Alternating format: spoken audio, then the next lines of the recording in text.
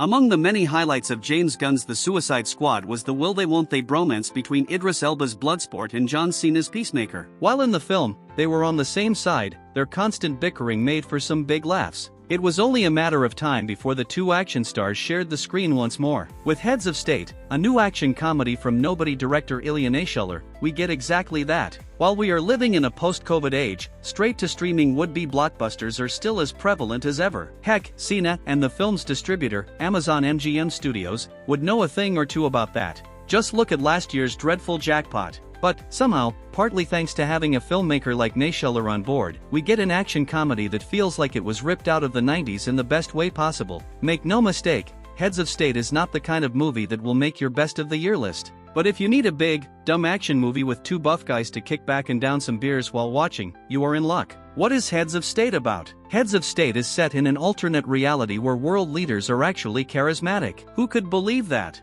The film introduces us to US President Will Derringer and UK Prime Minister Sam Clarke. Will is a former action star whose charisma and good-natured attitude have led him to receive record-high approval ratings. Sam, on the other hand, has felt emotionally empty, and his plummeting approval ratings haven't done him any favors. The two are already at odds with each other, even before the action and explosions kick in, especially after Clarke stages a photo op eating fish and chips with Will's political rival. 5 months after being inaugurated, Will is finally set to meet Sam in the UK, thanks to a new state-of-the-art technology being presented to NATO. After a heated press conference, the two can't stand the sight of each other, but at the recommendation of their advisors, they decide to fly on Air Force One together. The plane is soon shot down by enemy forces, and the world leaders are presumed dead. Now on the run, in an attempt to figure out who sabotaged them, Sam will cross paths with the presumed dead MI6 agent Noel Bissett, with whom Sam shares a romantic history. Between dodging bullets fired by a criminally wasted Paddy Considine or exchanging one-liners with an electric patriot played by Jack Quaid,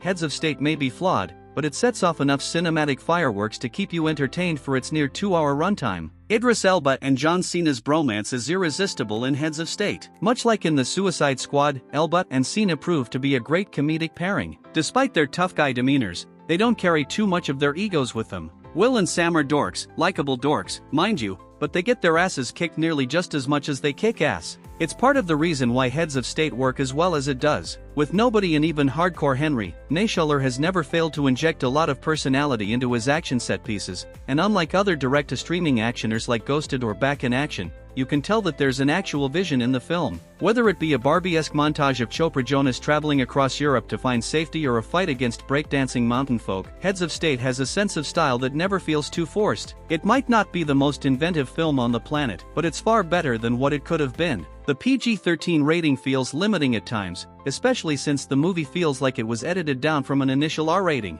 Yet simultaneously, it gives Naishuller more amusing ways to show off the action. Particularly in a standout moment with Quaid sporting a bulletproof vest, sunglasses, and a semi-automatic rifle, while the Beastie Boys play in the background. Heads of State's wacky tone balances out its nonsensical plot. Like the movies it was clearly inspired by, the plot of Heads of State is nonsensical. None of it is remotely realistic, there are plot holes galore, and the film wastes much of its supporting cast, such as Considine, Carla Gugino, Sarah Niles, and Stephen Root, in roles that don't give them anything remotely interesting to do. It's the very definition of a movie that requires the viewer to turn off their brain, which sometimes is to its detriment. Naishuller, the screenwriting team of Josh Applebaum, Andre Nemec, and Harrison Query, and the entire cast seem fully aware of just how dumb Heads of State is, and just fully embrace it, at times nearly breaking the fourth wall to remind the viewer that this isn't a movie to take remotely seriously. While in some movies and series, this can come across as obnoxious or making excuses for itself, it's all part of the film's charm.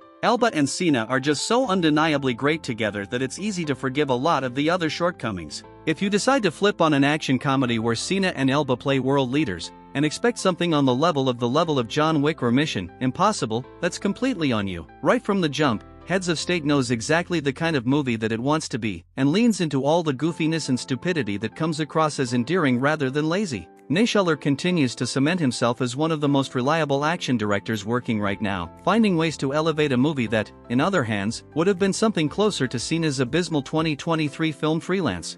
It's unapologetic, silly, and self-aware, while still having flashy action scenes that look surprisingly great. It's the perfect movie to watch for the 4th of July once you get back from watching the fireworks. Heads of State comes to Prime Video on July 2nd.